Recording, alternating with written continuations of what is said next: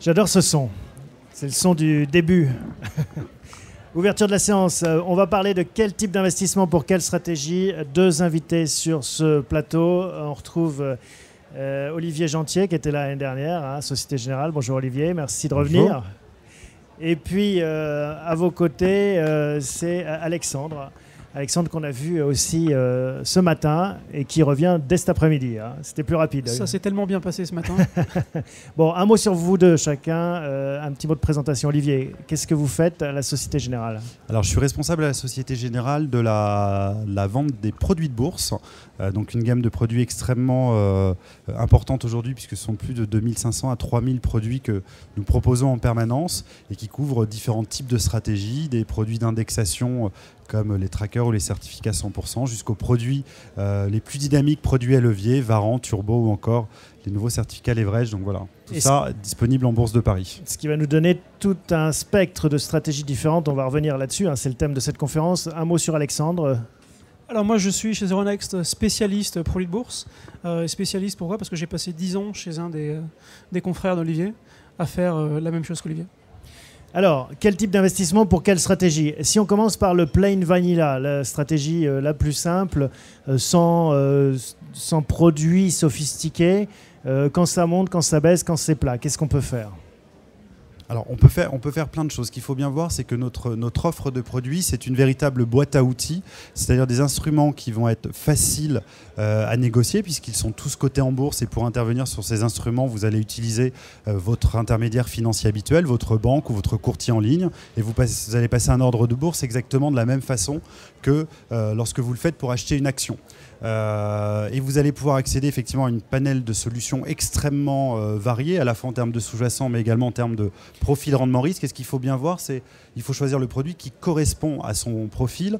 Et donc, si on cherche par exemple à indexer son portefeuille, à faire donc de la diversification, indexer son portefeuille sur différents marchés, que ce soit des marchés actions, des marchés obligataires, sur différentes zones géographiques, sur différents secteurs, mais là, il faut aller dans la palette de tout ce qu'on appelle produits d'indexation, les trackers ou ETF, ou encore les certificats 100%. Tout ça sont des appellations différentes, mais ce sont des produits qui ont tous le même objectif, suivre précisément à la hausse comme à la baisse la performance d'un actif sous-jacent. Mais Olivier, je vous arrête.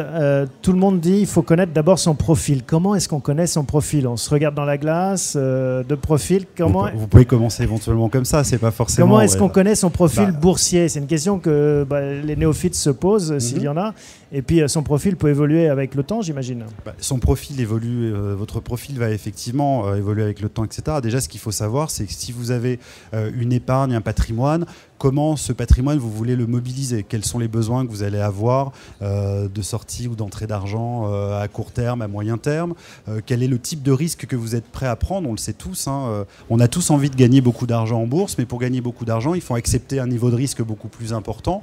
Et on le voit aujourd'hui, aller par exemple sur les marchés actions, ça peut, dans certains cas, quand tout se passe bien et qu'on est dans le bon sens, rapporter très vite beaucoup. Ça peut malheureusement aussi signifier des pertes relativement conséquentes. Donc il faut être conscient à la fois du profil rendement, enfin des caractères rendement-risque de toutes les classes d'actifs vers lesquelles on veut aller, et puis de ce qu'on a envie de faire. Et là, il y a autant de réponses malheureusement que d'investisseurs. On est tous différents par rapport à ça. La tradition, généralement, c'est que quand on est jeune et qu'on commence à se constituer une épargne, on va être plutôt amené à aller vers des actifs de type risqué parce qu'on va aller chercher du rendement. Et puis, si ça passe mal, on a le temps d'attendre que les marchés, que l'actif en question rebondisse. Et puis, plus on va avancer en âge et plus on va aller vers des choses actifs plus sécuritaires, plus Alexandre, conservatrices. L'horizon d'investissement, ça c'est un des premiers paramètres à prendre en compte. Alors, ça va dépendre en fait du produit sur lequel on se place. Des produits à effet de levier avec des très très forts leviers, c'est pas fait pour faire du long terme. C'est plutôt pour faire soit de l'intraday, soit des positions sur quelques jours. Ça, c'est le point de vue du produit, mais le point de vue de l'investisseur déjà. Il faut qu'il se dise, est-ce que je veux avoir un horizon d'investissement quotidien, hebdomadaire, annuel ? Ça va dépendre de deux choses. Première chose, c'est combien de temps je vais passer devant mon ordinateur tous les jours ? Est-ce que c'est tous les jours ? Est-ce que je vais regarder le marché une fois par semaine ou est-ce que je vais passer 2 heures par jour ? Si on ne va pas y passer trop de temps, alors déjà on oublie tous les produits avec des très forts effets de levier, puisque c'est des produits, comme l'a dit Olivier, qui sont risqués. Donc il faut suivre et il faut gérer ce risque. Et à ce moment-là, donc si on est assez éloigné des marchés, si on n'a pas le temps d'y passer toutes ces journées, on va peut-être prendre des produits un petit peu moins risqués, moins volatiles. Donc des produits plutôt investissement. Donc on progresse, on voit qu'il y a un horizon d'investissement, on voit qu'il y a un profil personnel, mon aversion au risque ou pas, est-ce que je suis prêt à perdre une partie de mon argent, est-ce que j'ai du temps à consacrer à ces investissements ou pas, qu'est-ce qu'il y a comme autre critère, Olivier ?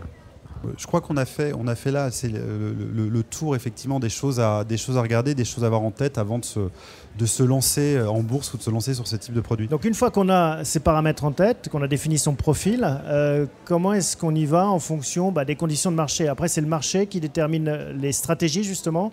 3 scénarios, ça monte, ça baisse ou c'est horizontal ? C'est pas le marché, une fois encore, c'est l'investisseur qui doit déterminer, une fois qu'il sait vers quel type de produit il veut aller, quel type de rendement il s'attend, quel type de risque il est prêt à prendre et le temps effectivement qu'il a décidé de consacrer à la gestion de son portefeuille. C'est une fois de plus, nous proposons une boîte à outils, une boîte de solutions.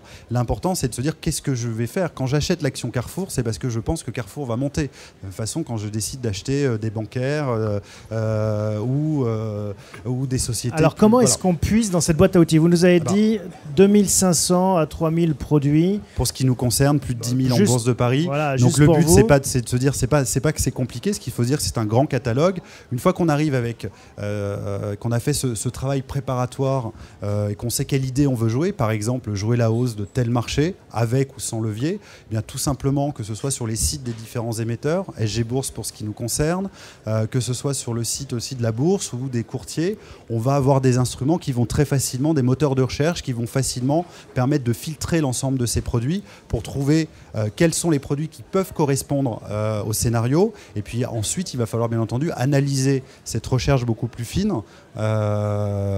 beaucoup plus finement, pour regarder si le produit a des caractéristiques qui nous conviennent. Alexandre, les grandes catégories de produits, là, quand on veut rentrer un peu dans le détail. Alors il y a 2 grandes familles de produits, on les a déjà énoncés, produits d'investissement et produits à effet de levier.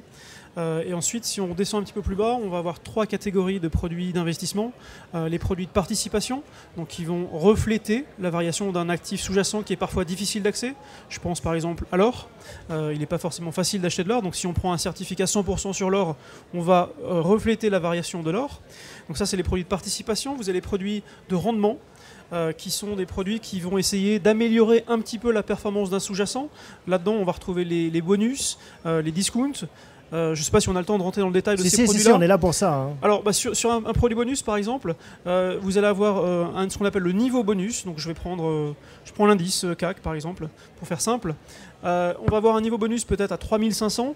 Et ce produit-là, il a aussi un niveau, une barrière qui va être, si l'indice CAC ne touche pas 2800, avant l'échéance du certificat, moi je vais toucher au minimum 3500. Et si l'indice finit au-dessus des 3500, je toucherai l'indice. Donc ça c'est intéressant dans un cas où le marché ne va pas trop bouger, ce qui n'est pas le cas aujourd'hui forcément, et peut-être pas sur l'indice non plus, mais dans un marché qui ne va pas trop bouger, si on ne va pas toucher cette borne basse, eh bien on va toucher ce niveau bonus. Donc ça ce sont les produits de rendement. Le troisième produit, quel troisième produit d'indexation après on va surtout tomber dans les produits à effet de levier. Oui. Et dans les produits à effet de levier, on va avoir aujourd'hui 2 grandes catégories. Des produits type Varan ou certificat leverage qui offrent un effet de levier en permanence sans ce qu'on appelle une barrière de désactivation, c'est-à-dire que le sous-jacent va pouvoir fluctuer, on aura un effet de levier qui va venir amplifier les mouvements, une fois de plus dans un sens qui vous est favorable si le marché va dans le sens que vous avez prédit, qui va malheureusement dans un sens qui vous est défavorable, donc qui vous amènera à perdre de l'argent si le marché va dans un sens qui ne vous est pas favorable. Et puis les produits de type turbo, qui sont des produits avec des barrières désactivantes. Là, ce sont des produits qui sont plus réservés à des gens qui vont prendre des positions à court terme, voire à très court terme, parce que ces produits offrent de très forts effets de levier.